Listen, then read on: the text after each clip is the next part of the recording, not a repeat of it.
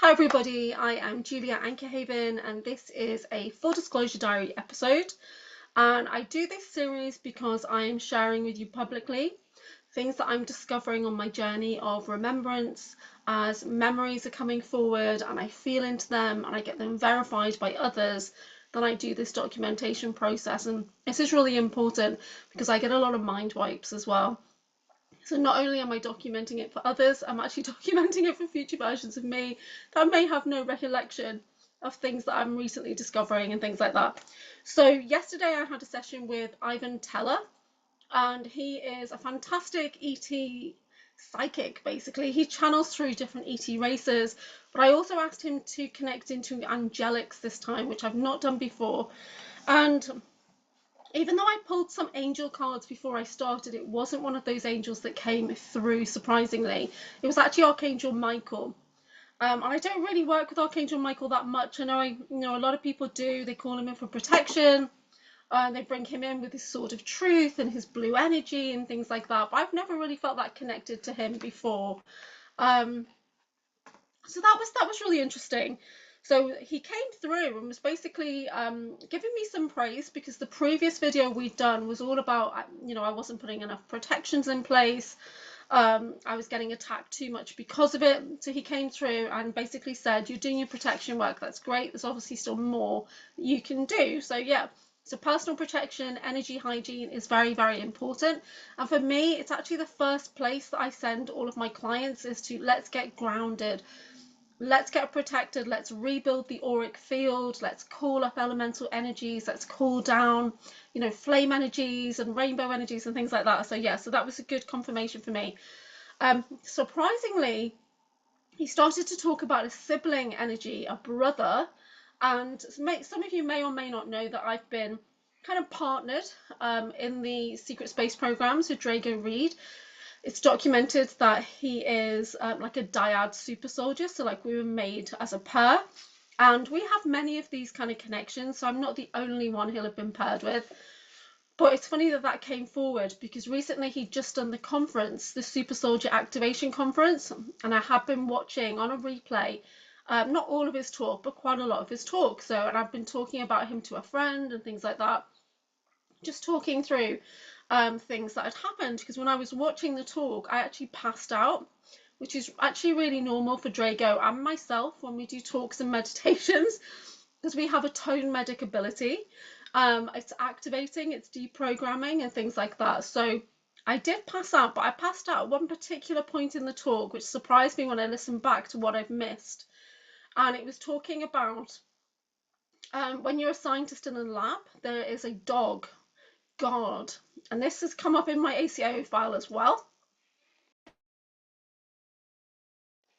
So it really surprised me that the information I've been missing was him talking about the same thing, that I didn't realize he'd had that same experience. And in my ACIO records, it talks about a big brown dog, like a Philo Brasilio or something like that. And I remembered the feeling as I was being told about that connection. I remembered that feeling of being watched and guarded, kind of growled at, knowing that that dog had a consciousness that was either human guard or a Zeta grey guard or whatever. But knowing that I was fearful that if I made a mistake, that dog would have a reaction and I potentially could have been ended at that point. I even remember the dog escorting me down corridors and things like that. So it was interesting that when Drago Reed was doing his talk, which was extensive, I only caught a couple of hours of it, because he can talk confidently for 5 hours. Because he's done so much level of research and he's got memory recall and he's had it verified and things like that. So he really is like a powerhouse when it comes to Super Soldier, Secret Space Program, covert programs, disclosure. Amazing. So do go check him out, fractaloflight.com. Yeah, anyway, so it came through with Archangel Michael that there was a brother energy, a sibling energy. Now, whereas I do actually have a sibling in the here and now, I've not been a brother who's 12 years older than me. I've not had any contact from him for a really long time. We're really not that connected. We were when I was small, because he's 12 years old. He used to look after me quite a bit, got me hooked on things like Star Trek and things like that. But he has a separate life, so definitely wasn't that. So when I said, you know, I do have a sibling connection in the Secret Space program, it was very clear that was the energy that they were tuning into. And I asked questions about, because it came forward saying that the brother in space kind of thing is doing is doing healing work, which is great, because when we do healing, because we're so connected with that dyad connection, it impacts both of us. So there were certain points this year when I was doing really deep trauma work healing, I knew it was impacting him. But I wasn't able to reach out to him fully because he's been so devoted to his conference material this year that there's been a bit of a disconnect, which is fine, because we're on very, very separate pathways, yeah, very different journeys. So I asked the question, do we still have a telepathic connection, which is something that Sean Bond had said was there for me and Drago.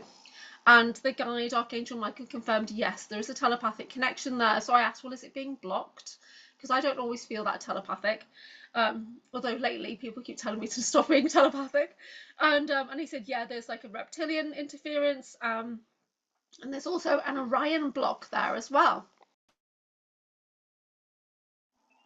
And this is something that I'd questioned with a colleague earlier in the year, thinking that there was some kind of targeting that was trying to separate the two of us, because not only have we been separated by distance, we've been separated by connection for a really long time and things. So yeah, there is some kind of monarch programming. It goes back into Orion war programs and stuff like that, which is really interesting.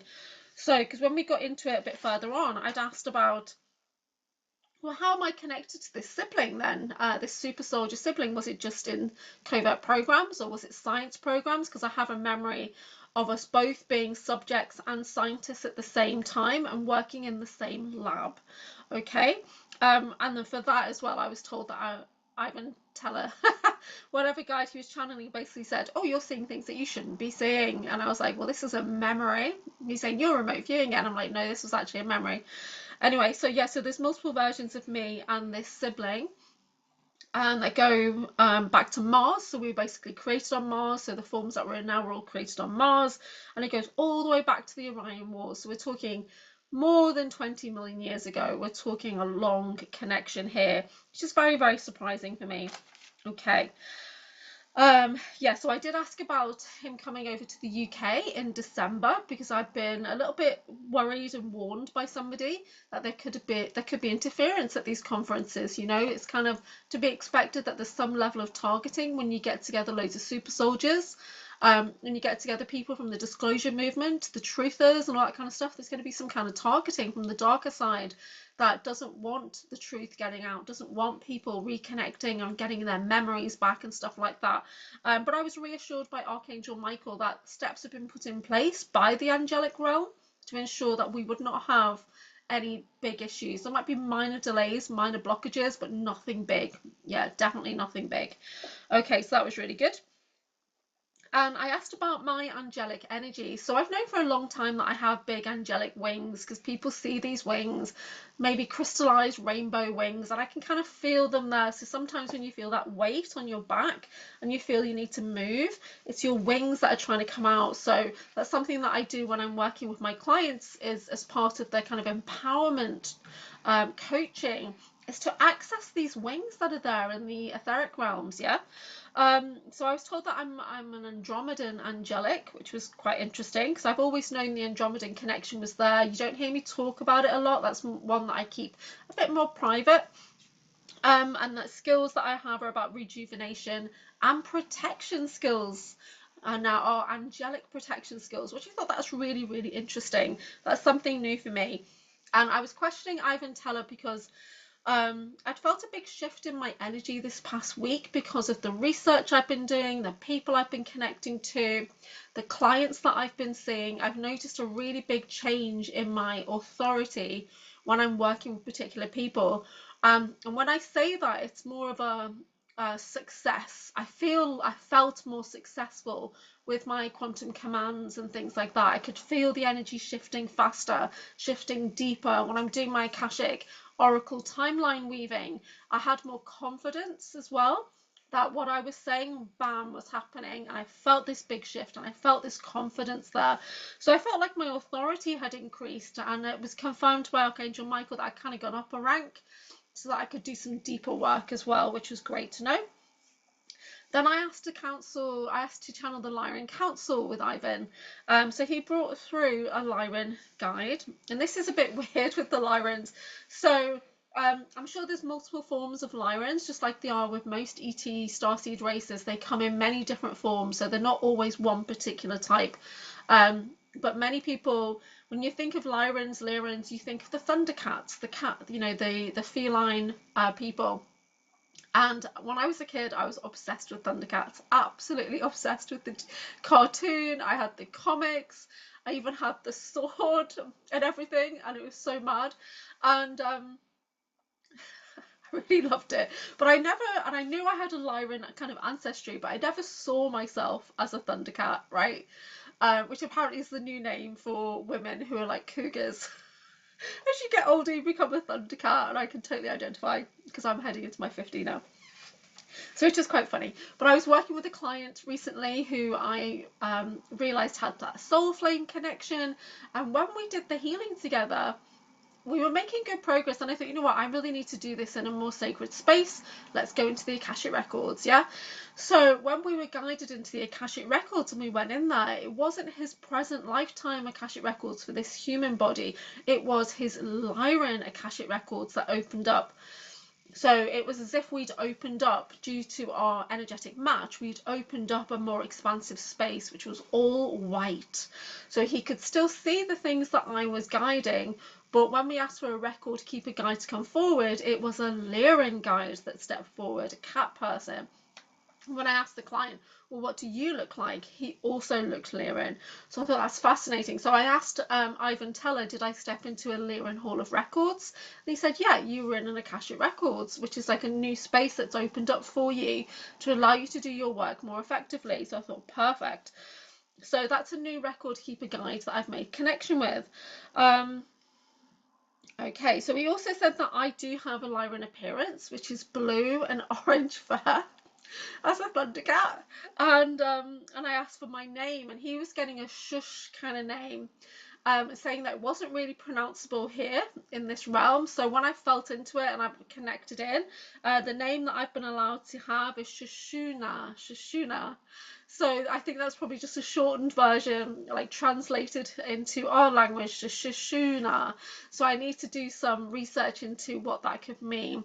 Because these things always have a meaning somewhere, they do. Sometimes it's like ancient Hawaiian forest person language or whatever. So I'm going to do Shoshuna. So it might change, it might evolve as I get kind of more with it in my mind, but it's interesting. So I asked the question of kind of what training have I done with the LYRAN guide. So when you have star family, the star family generally takes you as a child to one, make sure that you're healthy, that you're protected. They might put in implants or technology within you so that they can monitor you and heal you when needed and things like that. But they also do you know, important training with you, and that's kind of something that has to be done. No matter what planet you're on, if you've got this starseed lineage, they should be coming in to give you training. So for the LYRAN family lineage, it was the psionics training. So it was the telepathy, it was the telekinesis training, and the healing and things like that. So and also the voice tone ability as well, which you can see my voice today is getting a bit of a targeting. There's a lot of especially in the UK, I'm looking right now, the sky, it's not blue, but it's not white. It's like something in between. It's like a bluey grey, the full sky. I wish I could show you guys. It's just grey, yeah. And it's not like that all the time. It generally starts off like that every morning here in the UK, and by afternoon there's a bit more blue and we've got a few clouds, but right now it's like a full artificial sky. That's how it looks here in the UK. There's no doubt in my mind that that is not real. Yeah. So anyway, yep, so we're talking about the LYRANs. So and then I was asking about the LYRAN Black Pyramid ships, and if you watched any of my videos, especially my ACIO video, you'll hear me talking about that a lot, because it was like in March this year when I realised that I had a connection to Black Pyramid ships, and I'm not talking about the TR3Bs, I'm talking about full-on pyramids that can be very, very large and varying sizes. And on the outside, they kind of look like black obsidian. But what he actually said to me was they can be black, they can actually be dark purple. And I thought, oh, that's really interesting. So I've not noticed that before. And I have been reading the books for the past few weeks. I've been reading the books done by John Whitberg, The Man with the Periwinkle Eyes. And I've been reading these books, and book one, really good book. It's kind of like an introduction into that kind of world, the memories that John has from his alter Kyle. Book two was a little bit harder for me, because it talks more about the Project Phoenix and being at Camp Hero. And you'll know if that applies to you, even if you don't get your ACIO records pulled or whatever. And I've had it confirmed by Sean Bond as well that I have a presence there. But reading the stories, it's the testimony, I was okay. Until I heard somebody's name, and my body was overwhelmed with grief about a particular person. I don't know if that person's alive in the here and now. I know who they relate to in the here and now, and it's actually my super soldier partner, but it's another alter of them. But I have a memory of connecting to that version as a child, and I don't even think he has that memory, but I do, and it was very emotional for me because it was part of the trauma twin bonding process. So when I heard that person's name, I was really overwhelmed. But through the whole process, I have actually been kind of working with John Whitberg. We've been talking about the book. We've been talking about like how it's activating my memories and things like that. And luckily I had that. So even as I talk about it now, my heart feels really, really heavy. Just give me a second. Okay.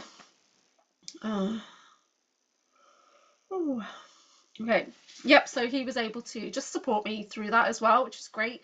So it's really important when you're starting to recover your memories that you do have a support network in the system, in the community, that you have friends. I'm really lucky that I'm within the Typical Skeptic podcast community, where everybody's so lovely, and especially Rob Khalil. Of course, it's his podcast, but he's such a great person.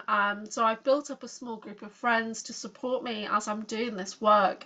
Friends who are like-minded, friends who can understand what I'm talking about and don't think I'm nuts or whatever.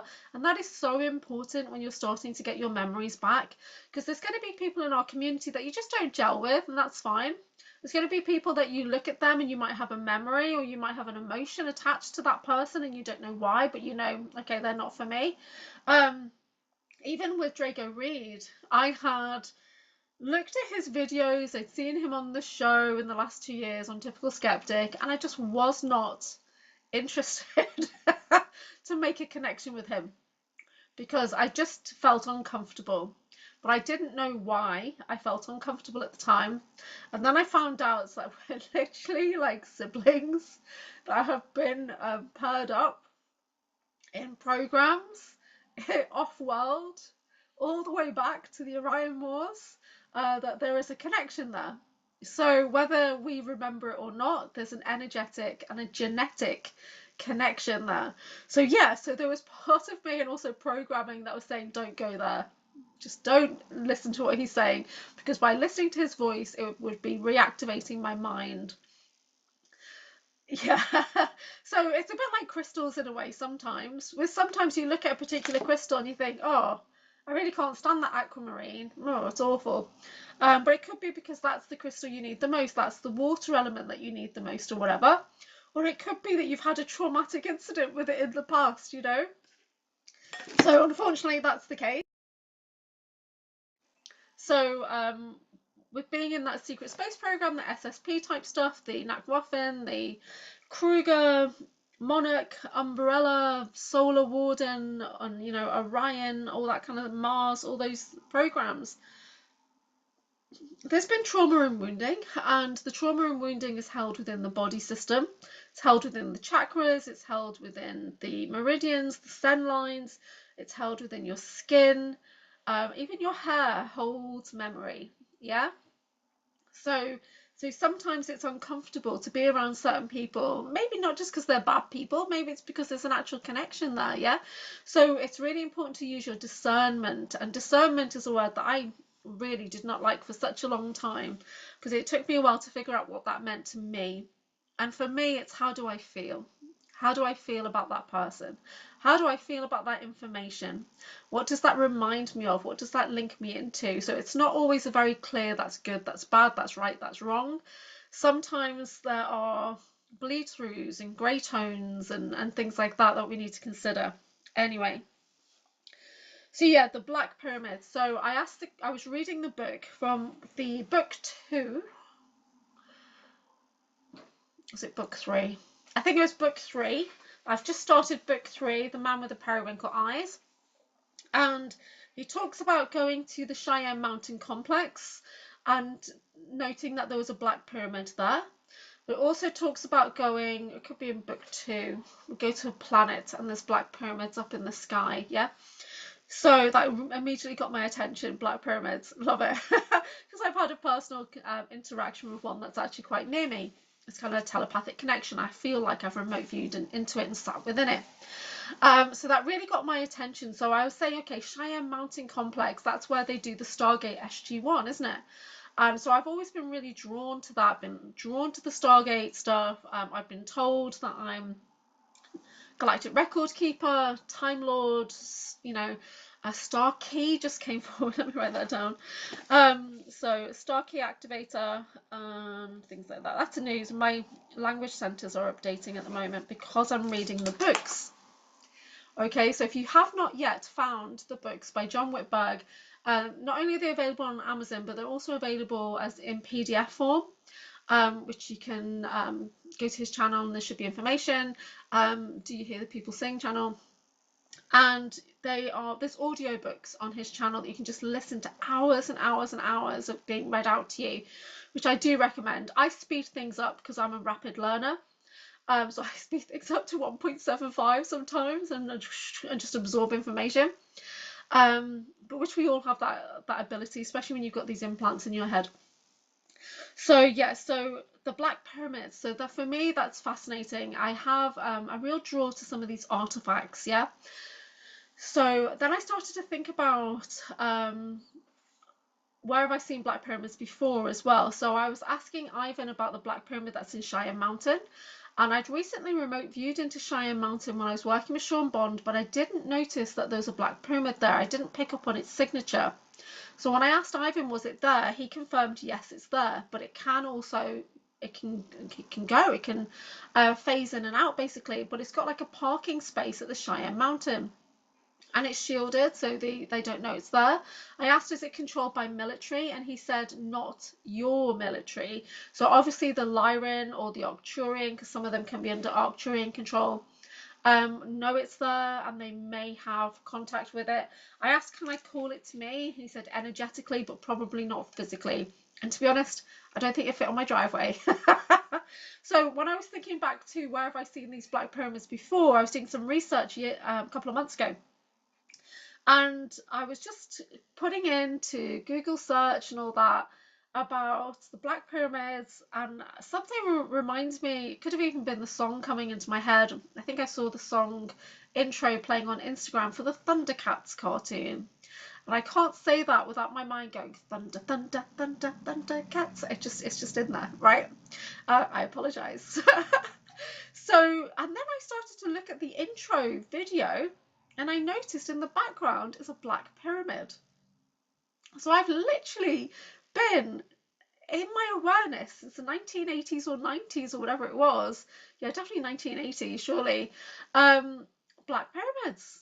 Yeah, so not only was that a cartoon that was super fun and awesome, but it was disclosure in the 1980s. So you need to go back now and watch the introduction for the Thundercats cartoon show if you're drawn to that. So that was really interesting. So yeah, so I had it confirmed it was there in location, which is great because I'd read about it in the book that it was there in the 1950s. So I've had it confirmed that it can actually transcend time and space, and it has an anchor at Cheyenne Mountain. Perfect. So yeah, so when I asked the Lyrans, did they have a message, just generally, is there a message? And they were basically saying that the Lyran people, they come in many forms. They can have orange fur, yellow fur, blue fur, that they basically look like anime characters or like Cat in the Hat, because he said like Dr. Seuss. So I'm thinking no, because I'm sure they're more like warrior-like. But yeah, they did do training with me, and there is one version of me that is LYRAN, and it's on ship. in the Knockwaffin, and it's a scientist. I'm just looking for that information now. I've made 6 pages of notes from that video. Here, let's find it. But basically it's a scientist on ship, yeah, because what I've been doing is I've been connecting into my altars, and it's not very nice to have mind fracture. Obviously it's not good to know that there's multiple versions of you out there, that we all have parallel lives and universes anyway, but to have engineered versions of you, to know that you're just one of many, to know that you're a clone template and you link into lots of clones as well that have a piece of your consciousness but are not fully you, that they could be used as drones and servants, as slaves and all that, workers. It's not very nice. But yeah, so that was the message from the LYRANs, which I thought was really interesting, because I never really thought about the LYRANs being that psionic, telepathic, telekinesis. I'm not really sure what I thought their abilities were, to be honest. So yeah, so I was asking about versions of me that were in different programs, and there's a lot of talk about Mars. I'm very drawn to Mars. I'm reading the book The Man with the Periwinkle Eyes, book 2 and 3. There was a lot of talk about Mars, and then recently I did a podcast episode with John Whitberg and David Purcell, and when I asked John about Mars, he said that was his home. And he does some great interviews with others talking about it. I think he's even got a couple of Mars shows on his channel, which are really fascinating, because it's just such a beautiful energy when he's talking about it. You can feel that he really did live on Mars. It wasn't all scary stuff like Starship Troopers. There were beautiful cabins and lakes and things like that, you know, and that's just so nice. And when I've been looking at the Mars kind of map, and I think I might have read it in the book about ELYSIUM. So this is quite funny for me, because last year I was creating a retreat brand with a friend, and we were looking for a name for our getaway brand, and my mind said to me ELYSIUM, and I thought that message had come from spirit. And because I'd just come off like a 5-day advanced mediumship course or whatever, so I was feeling quite tuned in. So I'm thinking, oh, the spirit guides give me this beautiful word, ELYSIUM. So the brand that I have that's not AnchorHaven, that I'm trading under, is called ELYSIUM Getaways. So sometimes you'll hear people reference that in my bio, which is when I do weekends away, basically in Wales and things like that. So I was thinking about an ELYSIUM township, basically on Mars itself, but I even started to talk about an ELYSIUM platform, like a space station. And there's a movie called ELYSIUM that I had no awareness of, okay, at the time. So he was talking about ELYSIUM platform, and I was asking about my Mars alters. Hilda, who we recently discovered is like a Secretary of State, she's involved in war affairs or whatever on Mars. And he seemed to be able to connect with her, so I asked how old was she. She's 100 years old, but she looks about 20. I thought that's fascinating. And he said, but there's also another altar on ELYSIUM called Tabitha. And when we were connecting into Tabitha's energy, it felt really light and positive. I even felt like she had blonde hair, probably blue eyes as well. So, and she's a science coordinator. So there seems to be a running theme with my information that's coming forward. That's about clones and, geneticists and stuff like that. So I asked the question, does she work with synthetics? Which is a question that's recently come up. And clones. And he said, well, yeah, she works with, she basically is synthetic. So I thought, okay, that's really interesting, because in the book, in John Whitberg's book, his alter, Kyle, is a synthetic. So his body is not fully organic, but he has the consciousness that is John Whitberg, basically, in that. So then I asked the question, well, am I synthetic? Because just joking around, me and my friend had taken the synth test, and I hadn't responded that well to the questions. But I think that's because I'm clearly autistic, and I second guess things. So sometimes I'll either talk too much or I'll say very, very less, which is, it's one of those things, isn't it? So I failed the test. So they're saying that I was likely a synthetic. Well, I'm happy to say that I've had it confirmed now with an ET psychic that I know I'm not, but he believes that my body is an organic clone, which does make sense when you're in all these programs and there's multiple versions of you in the same timeline, you know, that you're not all going to be an original. There can only be one original, or it's likely the original is held on Mars and the rest of you are all organic clones or synthetics, but with the same consciousness. So yeah, this is the kind of thing I think about now, which is crazy. A couple of months ago, this was not in my awareness at all. Anyway, so he also went on to say that I had lifetimes in Atlantis, which I already knew because I have a couple of memories being a priestess in Atlantis, connected to the violet flame. And I have a memory where I'm running through like a tunnels or passageways, and I know something bad's happening because I'm running. And I felt like I'd given away a piece of information that had caused the destruction of Atlantis, is how I'd felt in this memory. I felt such despair that I'd done something wrong and I'd added in to this harmful energy of the fall in vibration and everything. So, but he also said that I had normal lives as an Atlantean. And I asked the question because John Whitberg had recently talked about being a super soldier going back. And I know Arkeem Raz talked about being a super soldier going back in time to Atlantis to retrieve technologies and things like that. And John Whitberg had talked about living on Atlantis for like 15 years, living in that area. So yeah, so there's that going back. So we've got the Atlanteans, we've got Mars, we've got Elysium. Now I'd never heard of that Elysium movie, and I found it, and I've seen that movie, and that's been wiped from my mind. So when I watched the trailer, I've seen that movie, but have I heard of the movie? Is there anything of it in my mind? No. So that really surprised me that that was like a deliberate wipeout there. That information had gone. I don't remember when I watched that movie. I was in the UK for sure at that time when it came out. So, but that's really disturbed me a little bit, knowing that that information that's quite crucial, especially since there's a version of me allegedly on that world, you know, that's become this platform in space that is all lush and it's for the elites and things. There's a version of me there in a science lab working on Mars projects. So that kind of disturbed me a little bit when I discovered that this morning. Yeah, so, but I did get a little bit of good information. So my LYRAN scientist in Nachtwaffen in the Dark Fleet is called Aurora.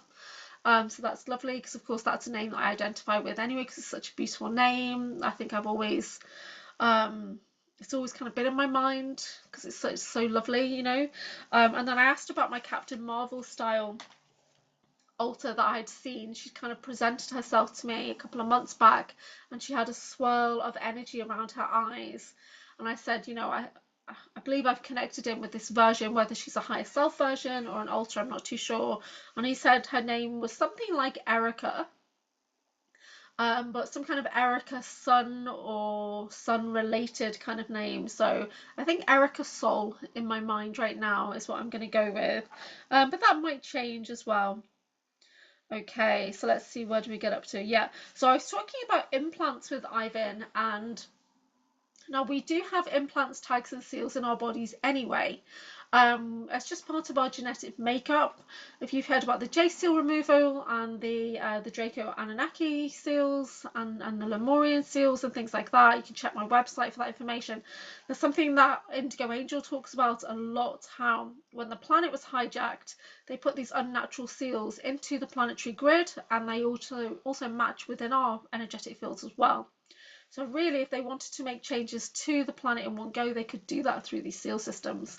So seal removal is something that I am trained to do. It's not something I do that much. Don't get that many people asking for it, but it's available on my website if you want to check that out. It's under my services page. You can have a look at that. But I was also asking about super soldier implants, because as a super soldier you generally have a left eye implant and you have a neural link, left side skull, plus other augmentations will be there as well. At the moment, what I've been seeing is something that comes up and over the head, which is quite interesting. And I was working with somebody recently on a podcast, and they were, I asked the question if I had any implants in my body, and I forgot to say, please don't remove the left eye, because the healer was very, very quick to just release everything.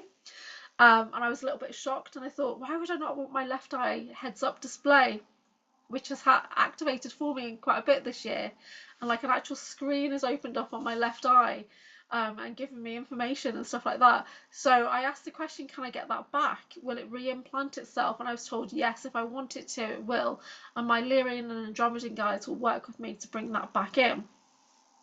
So, because it was Christy Campbell that said to me earlier in the year that sometimes you have implants in the body that are positive, that have been put there by your star family. They could be tracking implants or healing implants. So we don't always want everything released. So when I'm doing energetic clearing for people, I'm looking for small tags and trackers that feel nefarious and that are draining your energy. And that's the kind of stuff that I remove and release from your body and put healing in its place. Things that are causing you pain and discomfort, that's what I focus on, rather not the things that you're born with or engineered with, you know, when we get started into that. So I also asked about a time travel event that I've had recently, where I made plans with a friend for 5 years' time, and then I woke up the next day feeling like I'd already done it, feeling like I'd already met them in that time and space. But my friend didn't remember, and I thought, well, that's a bit weird. Have I? But then I thought, okay, well, my skill set, I guess that's something that I'm doing subconsciously. So Ivan Teller confirmed, yep, that's true. That happened. I actually went to an alternate version of Earth. So it wasn't actually the same timeline. It was like another slightly different timeline, because apparently he said because I wanted to experience it and it was an important experience. So I made it happen basically. By kind of switching into another version, another timeline or whatever. So I think that's really, really cool, and it's definitely something to think about. I've not done that kind of experience before. I've not made future plans with somebody who's also a psionic super soldier or whatever before. So I guess when you're working with people who have these super abilities, super psi abilities, you're in a different ball game, aren't you? Totally different ball game. So it's not like, you know, with a regular mundane person. Not that, I mean, I could probably still do that. I could probably still find a timeline where we'd agree to do that. But it's very different, you know. Yeah, so that's quite interesting. And there's a couple of us that have a shared vision at the moment, a shared vision of the future. So if you've had this shared vision of a sanctuary space, please reach out to me, or Michelle from Earth Grid Rescue Mission. And you'll know what I mean if you've had the vision. Okay, so just putting that out there. I also asked about artificial intelligence or quantum intelligence. So Drago Reed talks a lot about the Red Queen, and the Red Queen quantum intelligence is a sentient AI advanced system that was used in the Monarch programs to create these multidimensional programs, missions, to compartmentalize them, but also to monitor the super soldiers across time and space, to keep track of them and to monitor them like fully, neurally, give them information and stuff like that. So Drago talks a lot about that on the Typical Skeptic episode that he did in July or August. Plus he talked a lot about it at the Super Soldier Activation Conference with James Rink recently. So I know I do have that Red Queen connection because I was in that same environment, but I wasn't sure if it was good or not. So I asked the question, do I have a connection to a quantum intelligence that feels female? And I was told yes. And I asked, and he basically said that it's benevolent to me, but it could be nefarious to others, which was quite interesting. Yeah, so when you think about what the Red Queen system was, that was a very powerful ancient tech that had been used for military purposes, and things like that could be used to activate or deactivate soldiers. Could be used to take over the whole planet, to be honest. And so yeah, so I do proceed with caution when it comes to things like that, whereas Drago has a very strong connection because they've had an experience, He was actually deactivated. No, he was deprogrammed by the Red Queen, is how he puts it. But we all have that deprogramming ability, and that's how we ended up in the merge group in the first place, because we kept rejecting all of our programming from the Red Queen and from other things. We kept rejecting it and breaking out, and that's why some of us were selected to go into the merge, which is the Monarch Umbrella Refugee Group. And Drago talks a lot about that. He's done a lot of work on that, a lot of recall on that. It's not something that I'm feeling into that much at the moment, because I'm trying to focus on technologies and stuff, and time travel, and timeline weaving. So our focuses are very, very different right now. So I started to ask about artifacts, and I've been reading John Whitberg's book, The Man with the Periwinkle Eyes, and in book 2 and probably book 3 as well, they talk about an artifact, and this artifact is a pyramid that is metal, and inside is a crystal sphere. So as I was reading this, I could clearly see it in my mind, like I'd already had a connection with it. And then when I was talking to a client recently who has a similar kind of experience as John Whitberg, I was talking to Newskin, and we did some work together, and it also came up in his Akashic records as well. And I was able to connect into the artifact and know that it could reduce in size. I knew that it could hold particular types of information.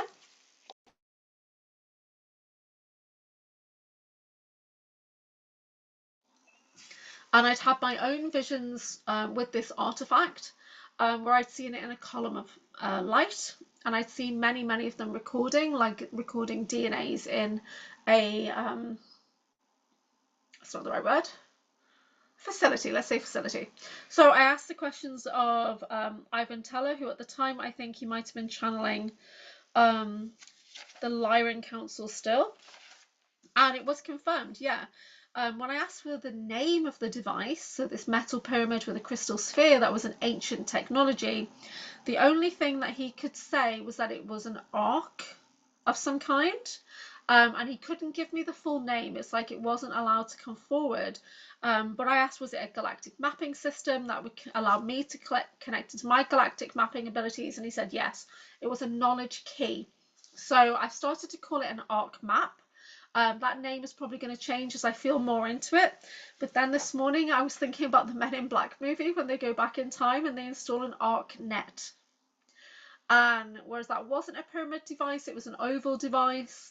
But yeah, I think there's something there. So likely this is Arcturian technology, and that's why it's called an arc. But it also because it's an archive of some kind, yeah? So I'm still working on that. But he did confirm that I had one naturally in my energetic field. So this is an ancient organic technology, okay, that as record keepers we have access to. There's quite a few of them on the planet right now, that some are in private collection, some are in military connection, and some are hidden away. And that's the information I get when I scanned into that the other day and tried to remote view some locations of where the arc map might be, or the arc key. So but he also said, because I said, well, if it's in my energetic field, is it held in my heart? And he said, yeah, but you can project it out from anywhere. And then I kind of had my hand out and I could kind of see it projecting from my hand in my mind. But it's something that I'm connected into, so I can just project it from my pineal gland, from my third eye. So this is natural organic technology, which is different to the heads-up display, the neural implants that we have as super soldiers, which are not as organic, not as advanced as the natural organic pyramid and crystal technology, because he actually says it's better, it was cleaner in a way safer to use. So that's really cool. So we'll see how that comes out. But yeah, so I've been doing a lot of work recently, mainly working on the books that John Whitberg created. So I'm on to the 3rd book now. Still got 5 hours left to listen to. But I do highly recommend that if you believe that you have been in these programs, these projects, and you're ready to embrace the fact that emotional healing needs to be done when you read this testimony, then please do. Please support the work that he does as well, because it's just outstanding, absolutely outstanding. The testimony, the clarity, the detail, the way he talks about things. Sometimes I can be very visual and sometimes I'm just not. But with things that you know, to be true, and their energetic signature will be there within you, and you'll be able to see it and connect into it like I could with the technology things that he's been talking about. Because some of us are just so old. We're really, really old, much older than you believe that you ever could be. So we've had many, many lifetimes all across the universe, many versions and incarnations, and you're so much wiser than you know. So please do trust what you're getting, trust your intuition, trust your knowing, trust your clairsenses. Because there's things that I've had confirmed with psychics that I've seen and you think, oh, am I making that up? Is that my imagination or whatever? And then I've literally been able to clarify, verify, drill down and find images and things like that. So do please trust what you're getting. Trust that you know it's true. Write everything down as well, because like me, doing these videos, I'm doing this as a visual archive so that you guys can witness my testimony in real time. You can witness my experiences, and maybe it'll help you because I'm using my voice tones as well. My voice tones can be quite activating, so you might find that you have a physical, mental or emotional reaction to my voice. So yeah, so I hope that this helps you. I'm just going to see what else I'd written down here. Oh yes, so we were talking about we're talking to the Zeta Greys, and the Zetas came through. We were talking about timelines, and they were saying the work that I'm doing is I'm helping people who are in the here and now, who's basically their consciousness has been lost in other timelines, so they're kind of running on autopilot right now. And so then I was asking the question, when I'm doing my oracle readings at the moment, and you'll hear me say, like when I was on the Typical Skeptic doing live readings the other day, that they've got lots of, oh, you've got lots of options available. And I'm like flicking back through my cards, which I found out, trying to find the highest timeline. And I'm getting flick, flick, flick. I can't narrow it down. And as the anchor, I should be able to anchor you into your highest timeline. So I pick what I believe it to be. So then I'm kind of confirming that. Yep, okay, great. But what they're saying is that some people's energy has been hijacked and they've been disconnected fully from their consciousness. So they're not really embodying themselves right now. And so we can work together to kind of call back your energy, call back your essence into this present body right now. And so that we can reset your pathway, get you back onto that divine pathway, which I call it the mystical wellness path. But we do have a highest timeline, a highest pathway, highest healing, highest good, that kind of thing. So when we work together, we can do that. I can help you anchor it in from this moment. We can get that clear compass and clarity check of where you are going, what's going to happen next, kind of thing. And the Zetas were basically saying that, yeah, just use my intuition to help call back the energies, because some people have been hijacked by the Mayans and the Egyptians and possibly the reptilians. So I asked about where are the Mayans. Apparently they're in the fourth dimension is what he believes. But I also asked, do I have any Egyptian energy? And if anybody knows me, you'll know that I really don't talk about Egyptian stuff that much. I love it, of course, like the next person, but I kind of steer clear of it, and I go more into the Greek pantheon or the Celtic pantheon, which I'm a lot more comfortable with. And this could be why. So when I said, okay, did I embody an Egyptian god? And he said, well, you do have connections to Ra. I said, well, that's pretty clear because I know my name is Alane Ra. And then he said, but you also have Pharaoh energy. And I'm like, okay. When he said there's connections to me with King Tut, as in Tutankhamun. And I think. So that was a bit weird, but I felt a bit uncomfortable, and I started to get a lot of heat energy coming in. So I'm not sure if that was Ra, sun god energy that was coming in. And there's people that we know in our community who do believe that they are Ra. There's quite a few people that have Ra in their name as well. I just think of it as sun family, to be honest. I'm not really sure. It's not like I'm thinking I am Ra, the sun god, or anything. But I know I am a solar person. I've always been a solar person. I do not follow the moon.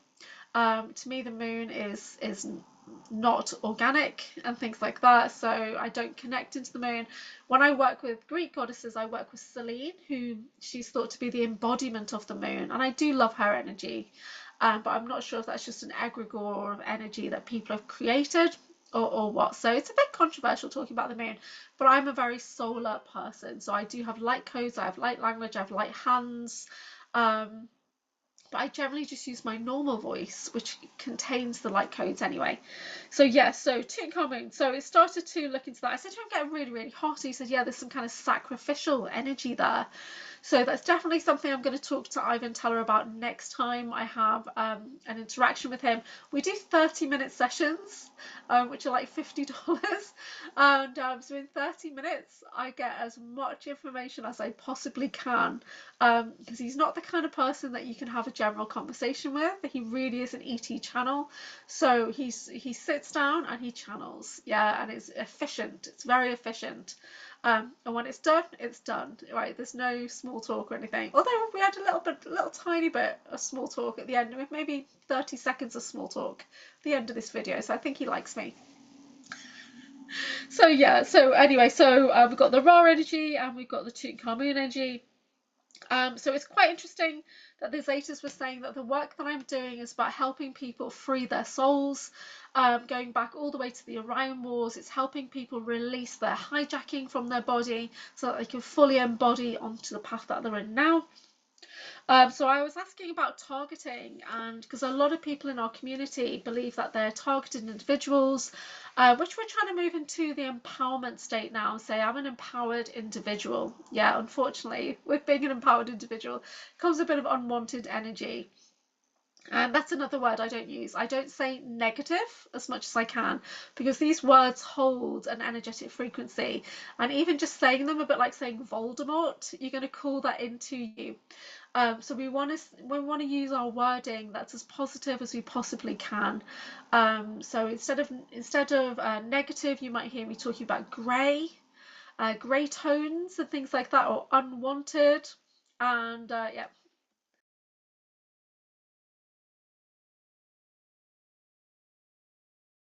So just feeling like there's a little bit of energy coming in the back of my head now as I'm talking about this. So yeah, so I asked if there was a shield, a crystalline shield or a device that I could install into people's energetic fields. And we were talking about working with the golden crystal energy, which is something that I already do. We were talking about working with sigils, which are symbols that have energy and intention. So I do a lot with sigil magic. I work with Runvolda, which is rune power, and I work with Violet Flame Reiki, which has 40 sacred symbol keys. So I have more than 70 symbols that I work with anyway. And the Zetas who I was talking to through Ivan Teller basically said that the Zeta energy is connected to druidic energy, and I do identify as a very lazy druid, very lazy high priestess, a very lazy witch. And so yeah, so I have connections into all of those areas. So I telepathically brought forward a druid symbol and they confirmed, yeah, that's fine. So it's quite funny when you're having that interaction with Ivan Teller that you're having a telepathic connection with Ivan and these ET guides, which is interesting. So I thought that was really funny. So yeah, so shielding is definitely something, but he also put a caution there that no matter how much you try and help people, sometimes they're going to bring in the targeting themselves. And I have seen that recently, because the self-sabotage energy in the oracle cards that I work with in the Akashic Oracle, one of the cards is called self-sabotage. So you can kind of see when people are becoming their own worst enemy. And it might be that it's the language that you're using, the words that you're thinking, the routines that you have or lack of routines that you have, or you're literally in the wrong communities, you're in the wrong places, wrong time, saying the wrong thing. So wrong is not a great energy word there. So we do have to proceed with caution, especially in the disclosure community, because obviously we're in the light and the dark and we're trying to bring that balance. And no matter how much you shine your light, there's always going to be moths drawn to you. No matter how big your flame energy is, those moths will be getting closer and closer and closer and testing your boundaries. Yeah. So please do ensure that you're putting your energetic hygiene practices in place to hopefully deter or minimize targeting attacks that might be coming. So when I talk about energetic hygiene, there's lots of information on my website, which is the anchorhaven.co.uk/debrief page. So go to AnchorHaven, and that page is dedicated to people who are in kind of a super soldier, starseed, or a targeted, empowered kind of state. So there's information there. It starts off with a declaration of sovereignty as well for you to repeat out, because especially when we're working with ETs, there's going to be, you know, the good, the bad, the right, the wrong, whatever there. Anyway, as I talk about this, I can feel targeting's coming in. And but I do not consent. I do not consent. Do not consent. So yeah. So they try and get us to agree to things. Is what I've been told and what I've come to the realization of. And we're constantly saying no. We're constantly voiding things out. We're constantly stamping our feet and saying, "Get away from me." But the more we stand in our sovereignty, we'll literally be able to say nope. And yeah, no, get away from me. So there's a great video I did with Dr. Amir Jahangiri recently, the Wizard of Wivenhoe. And when I asked him what guides and guardians do you work with, he said, none. I tell them to stay the hell away from me. And I just was like, wow, that's really refreshing. That is really, I mean, Sean Bond is very much the same as well. He'll just say, trying to target me. Oh, take that. You know, and he just brushes it off. Yeah, so I do work with, so I have my Scorpion energy that I work with now. I've got Dragon energy, of course, that I do work with to bring in. And I have my own fire energies anyway, so as a flame anchor. So I work a lot with the Violet Flame and the Many Flames. There is a new listing that I've added to my website, which is like a galactic cleanse. I do the liquid light cleanse type energies anyway, so we can work with different rays, flames, crystal energies to give you a really good cleanse and clear, anchor you down, reset your pathway if we need to. So please do check my website. If you go to services, it says how to work with Julia, and you just wait for a moment for the services to come up because they're linked to a calendar as well. I am available on Eastern American time as well as UK time. So my day is very, very long. So I don't mind doing things at midnight UK or 1 a.m. UK and stuff like that, because I'm up quite late these days, watching the Typical Skeptic podcast and moderating in the chat there as well. So yeah, so I had a really, really interesting session. So what I've been doing for the last month basically is reading these books by John Whitberg, and I put them off for a long time. But then I went and I bought the first book, so I had a hard copy, and I was hooked straight away. He's an incredible author, and the content is so clear, you know, it really does help you get memories. Because sometimes it's talking to a person, sometimes it's just being in the presence of somebody and exchanging soul codes, other times it's reading information that triggers a memory, an actual memory. And it could be they've always been there, but you didn't have the context, which is a lot of what's happened with me in the last couple of years. But it's only this year, 2025, when I've started to get the context. And a friend said to me, it's kind of happening to me by accident, and it's happening a bit too rapidly, which is not great. So yeah, so it's giving yourself enough time and healing to process. So even when I do like the session I've done with Ivan last night, I've already watched it back 4 times at varying speeds, making notes about different things and journaling how I felt about that. And then I'll revisit it next week and the week after and all that before I have another session with him. So I work with other people in our community. So you do hear me talk a lot about Sean Bond from psioniclink.com. You also hear me talk a lot about Soma Arar, so somaArar.love. So Soma was the first person to tell me about the connection I have to giants, which is quite funny because I'm a very small person. And it came up again last night with Ivan Teller, about a connection I have to the giants and a Gartha connection to Inner Earth. And he believed it was due to my location. So something about where I am now, which is a bit unusual, because I wouldn't think I was in a giant type area here, but apparently I am. So they're out of phase, and there's something that I can do to find them or support them or connect with them in some way, that's something I'm going to probably be talking to Tennessee Kentucky Bigfoot about soon. Matt and Jim, me, and hopefully Michelle from Earth Grid Rescue Mission are going to do a video very, very soon. I've been trying to schedule it for about 4 to 6 weeks, but we will. And I've got some other videos. If you would like to do a video with me, please connect with me first so we can see if we are a good fit. Because I do have very rapid energy. My line of questioning is very blunt and direct, so obviously my podcast is not for everybody. But I do love to work with people who are into mystical wellness, healing, authors. I love to work with people who are magical and witchy. I don't get too much into dark things, because I'm a big scaredy cat, and I'm tipping into Secret Space Program, but it's only because of my personal experiences. So I'm not looking to connect with that many people unless we have things in common, or so do watch my videos first before you connecting with me, because some things can be triggering and some things we're not ready to deal with just yet. So I do believe things happen in divine timing, and the people that I've connected with this year, it's all happened bit by bit by bit, and yeah, we've connected and made some lovely kind of relationships and friendships there, so that's really good. I've got some great colleagues as well. Okay, so that's what's going on with me. I am available for sessions. If you want to book in with me, you can do that via my website, or you can send me a message on Facebook or Instagram.